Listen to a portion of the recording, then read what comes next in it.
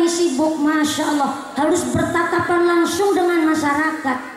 Kalau jadi lurah mah tinggal nah.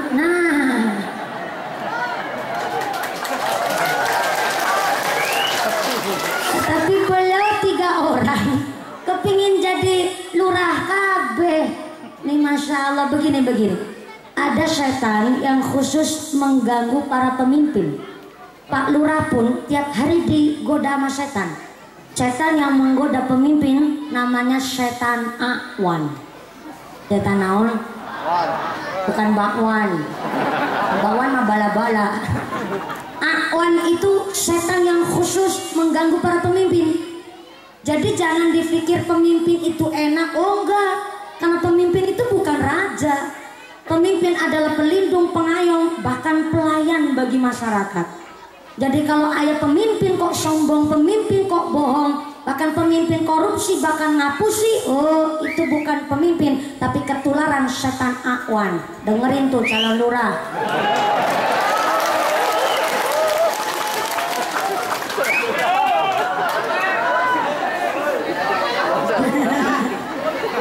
Resikonya besar jadi pemimpin, karena yang namanya lurah itu bagaikan genteng. Kita rakyat ini tihangna, Pak. Tihang itu tiang, taka. Karena sini nyebutnya nama tihang. Mohon betul. Kalau Pak Lurah adalah genteng, kita rakyat tihangna. Si genteng ngomong sama tihang, hang tihang, enaknya dihandap. Teka hujanan, teka panasan. Nih genteng, ayo hujan kehujanan dulu, ayo panas kepanasan dulu. Repot di budak baung, pada ngelemparin pakai batu. Aduh, bocor nih genteng. Luput maning musim hujan bocor, harus siap diogrok dari bawah. Nih genteng, makanya jangan sembarangan nama genteng. Genteng bilang begitu. Tihang ngejawab, genteng kalau ngomong dipikir dulu. Ya benar, jenengan di atas, saya dihandap jadi kayuhan. Saya dihandap jadi kayuhan sebab sampean di atas, alhamdulillah. Tapi walaupun jenengan di atas, saya dihandap ini kayuhan, tapi kan bisa sampean bisa di atas, saya tihang nu angkat. Betul? Ayah presiden, ayah bupati, ayah gubernur, ayah lurah, kita rakyat yang angkat. Betul? Jangan macam-macam masyarakat. Calon lurah tuh dengerin.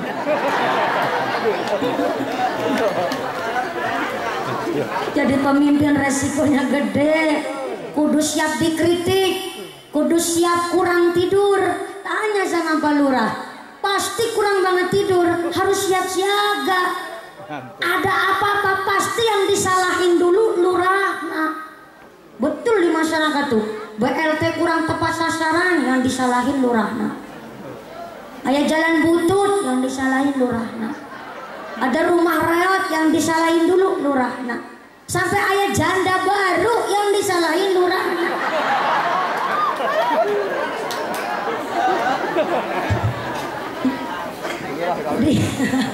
Pemimpin kudu siap nih.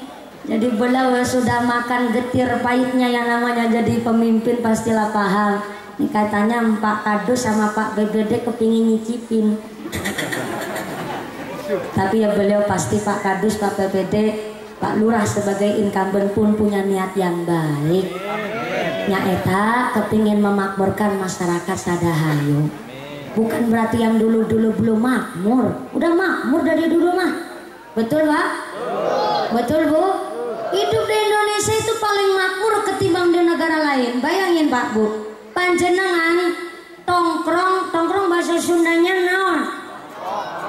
Carwa.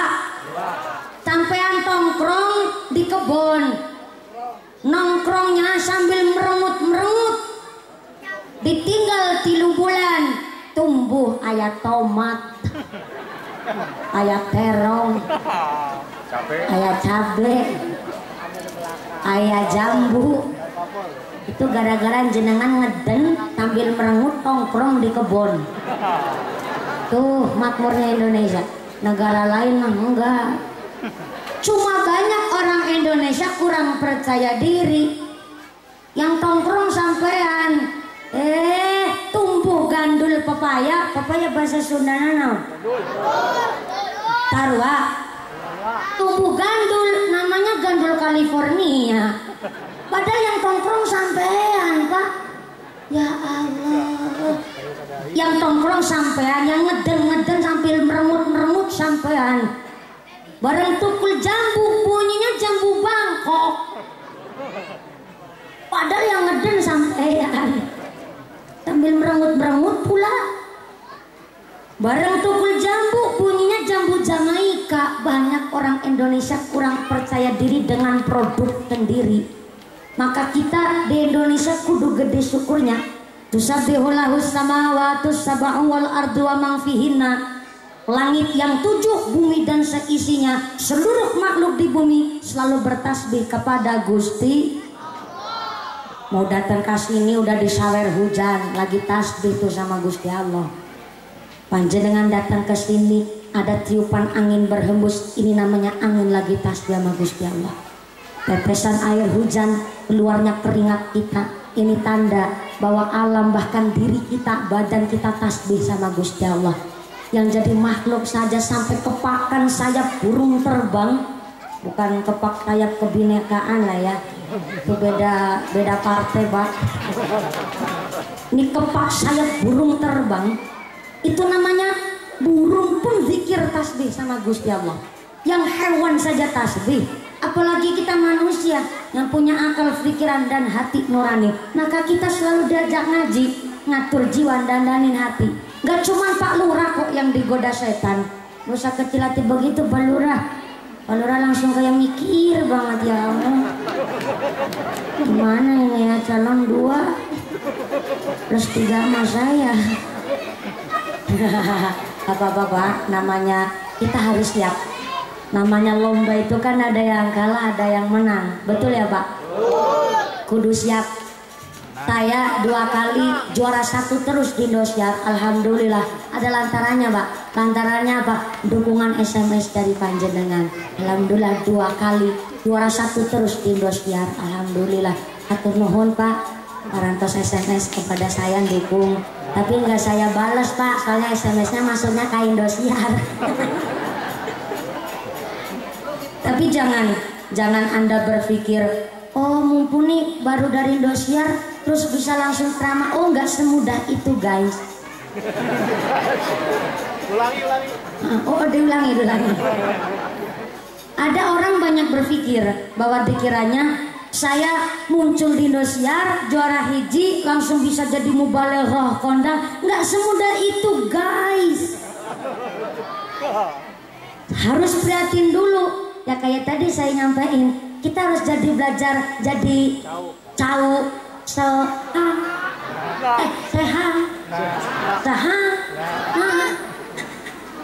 Kita harus belajar dari jauh tahana. Pak Lurah bisa jadi lurah pasti puasa dulu nih.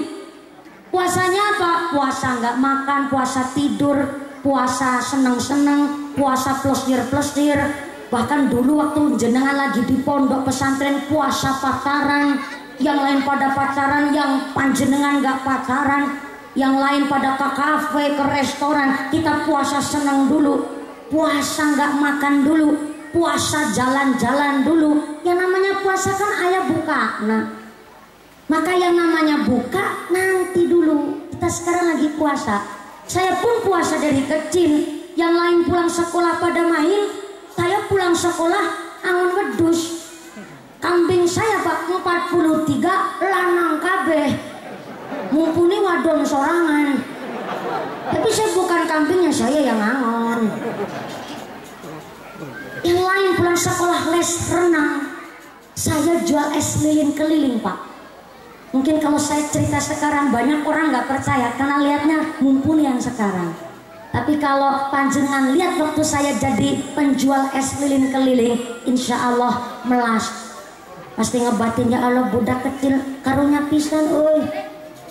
Ini bocah anak nasaha, budak naskah cilik ireng, untune tonggos. jual es lilin keliling pasti karunya Pak. Kenapa kasihan ke saya? Soalnya saya mah tremos esnya gedean tremos esnya. Kemarin saya ngaji di desa Paberasan, Kecamatan Sampang, Kabupaten Cilacap. Ayah bapak-bapak ngasih duit itu ngasih pitis 1.200 perak Pak. Saya sampai kaget, nih duit buat apaan? Buat bayar parkir aja kurang 800 perak. Ini duit buat apaan Pak? Ini mumpuni dulu pas kamu jualan es kan, esnya kamu mahal pisan. Dulu tahun 2000 Bu, es lilin itu harganya rata-rata 100 perak. Kenapa saya jualan es? Karena dulu masih jarang orang punya kulkas Pak. Jadi saya jualan es lilin. Es saya harganya 200 perak, lebih mahal 100 perak ketimbang pedagang yang lain. Kenapa saya berani jual mahal? Karena es saya es berkualitas tanpa sari manis, tapi mutlak pakai gula Jawa. Sehingga saya berani jual mahal. Isinya selalu berganti-ganti, bervariasi. Setiap harinya ganti. Kayak es mutiara, es kelapa, es degan, es tape, es kayak keradak-keradak yuk. Jam sabar hari ya Pak. Rusuk-rusuk punya sound system. Nah, ini ngajinya sampai jam berapa ya Pak? Jam sabar? Jam genep? Jam 5? Jam 5 Pak BBD. Ya Allah. Sini saat asarnya jam berapa? Setengah genep. Ya Allah. Kok biasanya orang sadahayu gitu? Oh, kalau luar kang ngasar ke maghriban. Mudah-mudahan sampai pun acara tidak ada halangan satu apa Allahumma. Ayah bapak-bapak ngasih uang saya 1.200. Ternyata dulu dia ingat pas lagi gebyok itu lagi habis panen Bu di sawah. Saya itu nawarin es, beliau bilang ya Allah es teh larang pisan mumpuni, ini kemahalan. Ya Pak, es saya nggak pakai sari manis tapi pakai gula Jawa. Tok mangga enggak ya, saya mau ke tempat lain. Ya udah, saya mau beli es kamu tapi kamu goyang ngebor dulu. Dulu pas tahun 2000 Pak Mamam nih, lagi munculnya Inul Daratista lagi rame-ramenya Pak. Sehingga orang pada beli sambil jahil. Saya mau beli es kamu tapi kamu goyang ngebor dulu. Ya gimana lagi supaya laku? Goyang ngebor lah sampai lemahnya bolong. Udah goyang ngebor tuh si bapak bilang, ya udah saya tuh ambil 6 tapi utang dulu ya. Udah saya goyang ngebor malah diutang. Ternyata baru nyarutang kemarin Pak 1.200 diambil genap 200 perakan, dia ngasih 1.200. Mana saya jadi nalangsa. Saya nalangsanya gini, ya Allah nih orang masih ingat ya. Saya berarti nih ditegur nih sama Gus Jalo nih. Ya mumpuni sekarang kamu jadi mubaleghah terkenal. Jangan lupa kamu tetap angon kambing. Jangan lupa kamu tetap penjual es lilin. Jadi ini satu teguran. Oh berarti saya terus tetap disuruh handap asor. Jangan sampai sombong dan lain sebagainya. Maka alhamdulillah saya masih diundang lagi di tempat yang sama ini. Dan bapak-bapak ibu-ibu semangatnya masih sama. Dan saya juga masih sama, yaitu kata bapak encan ngagaduhan salapi. Ini masih kayak yang dulu, alhamdulillah. Maka berarti saya ditegur, walaupun udah jadi mubaleghah tetap harus andap asor. Maka jadilah tahu na sahangna. Kembali lagi cerita masalah setan akwan. Gak cuman ayah setan akwan, setan macam-macam bisa. Tugasnya masing-masing. Yang namanya pedagang tiap hari digoda setan. Setan yang menggoda pedagang namanya setan zalitun. Setan naon?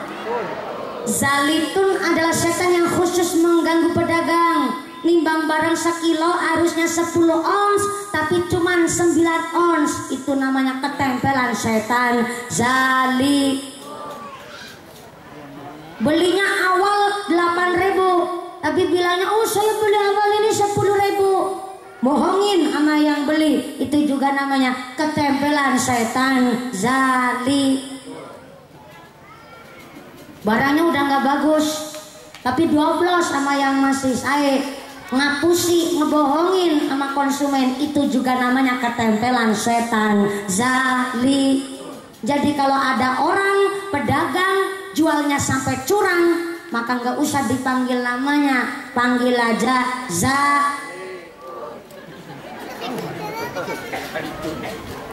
Kecuman pedagang. Kita ini orang ngaji, saya pun tiap hari digoda setan. Setan yang menggoda orang ngaji namanya setan wasnan. Di sini ada yang namanya wasnan. Oh asnan, beda wasnan. Di bapak masukannya gitu. Dari tadi minta dilirik nih bapak. Wasnan. Setan wasnan adalah setan yang khusus mengganggu para orang yang ta'alum ngaji. Tontonnya apalagi ngaji rutinan, Masya Allah pasti matanya sepet banget, kepinginnya tidur merem. Serasa nih bulu mata isinya 5 kilo, ngantuk banget itu. Ternyata dengan sengaja setan wasnan menaburkan tepung di mata panjenengan sadaya. Nah makanya orang ngaji mesti ngantuk. Yang kedua, setan wasnan dengan sengaja menaburkan paku di tempat duduk panjenengan. Makanya kalau orang ngaji apalagi ngaji rutinan, kepinginnya selesai, bentar-bentar rogeh wegi mawon, kepinginnya rasanya sampai-sampai tuh kaki udah ditekuk ke kanan, tekuk lagi ke kiri, lonjor lagi, tekuk lagi, Masya Allah, terus bolak-balik nih kusikil. Ya suku sampean udah ditekuk macam gimana aja rasanya, kepingin udahan baik talanamon.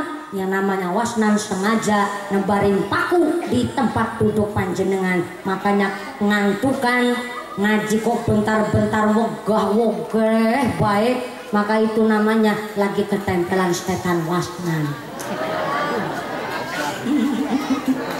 Makanya ngaji kudu ditata, niate ditata. Moga-moga umpamana panjang ngantuk di sini pun tetap dapat keberkahan. Amin Allahumma. Makanya tadi saya bilang kalau ngaji tuh bawa buku sama pulpen biar kagak ngantuk. Tapi yang gak bawa tenang naon, insya Allah ini sudah paham. Ini hadis sudah sangat masyhur, terkenal, maka orang ngaji pasti paham. Yang pertama, sorga kangen, sorga rindu kepada orang-orang yang talil Quran, orang-orang yang suka baca Al-Quran. Talil Quran tidak hanya membaca, tapi mampu menghayati, bahkan mentadaburi Al-Quran. Insya Allah itulah yang akan jadi penduduk sorga. Allahumma. Bu, assalamualaikum. Ibu agamanya apa? Alhamdulillah. Di rumah punya Quran? Masya Allah. Qurannya ditaruh di mana? Lemari. Disimpan apa dibaca? Dibaca. Alhamdulillah. Satu hari 1 juz kuat untuk kuat. Makanya punya grup WhatsApp jangan cuma grup senam ngungkul. Senam nomor hiji, joget gidro lenjean centil pisan. Tapi disuruh baca Quran males-malesan. Bukan wong wadon sini, sono. Kroyak. Bukan orang kroya, orang sono, di selangit jauh. Bukan orang kroya, bukan orang Majenang. Mangga Bu, kalau belum bisa baca Al-Quran, mari kita ngaji. Hapunten, di sini ayah, bapak-bapak, ibu-ibu yang belum lancar baca Al-Quran, ayah, nggak usah malu. Malu itu udah nggak bisa baca Al-Quran, nggak mau ngaji. Ih, cilaka mencerit. What is cilaka mencerit? Cilaka pisan. Pas kenalnya di sini, soalnya cilaka lah begitu Pak. Udah nggak bisa baca Al-Quran, nggak mau ngaji, itu yang paling celaka. Karena apa? Yang namanya Al-Quran punya mukjizat. Salah satu mukjizatnya Al-Quran, satu huruf dibaca menjadikan pahala. Bahkan yang masih baca Qurannya kok kesusahan, masih grotal gratul, pahalanya 2 Pak. Grotal nahiji, gratul nahiji, grotal gratul jadi 2. Alhamdulillah. Khairukum man ta'allama al-Qur'ana wa 'allamahu. Bagusnya manusia yang mau belajar Al-Quran, mau mengamalkan, insya Allah. Nih, ada kasus. Kayak ibu-ibu jilbaban, tiap hari baca Al-Quran, tapi mulutnya masih suka ngomong tetangga. Itu kira-kira yang salah jilbabna apa yang salah orangna? Yang salah orangna apa jilbabna? Yang salah bibirna.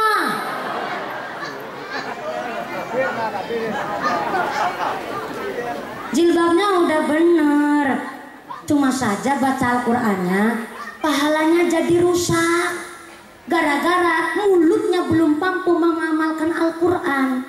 Ini maaf ya Pak, ada lagi bisa baca Al-Quran itu jilbaban itu mulutnya suka ngomong tetangga. Nah itu lebih. Dan asar alhamdulillah kedengeran sampai sini ya Pak, kedengeran. Jadi ini ngajinya sampai jam 5:30 ya Pak. Ya, mangga kita dengar hikmat. Perdengarkan dulu sholat asar. Saya harap jenengan tetap tenang dengan hikmat. Monggo shollu ala Nabi Muhammad.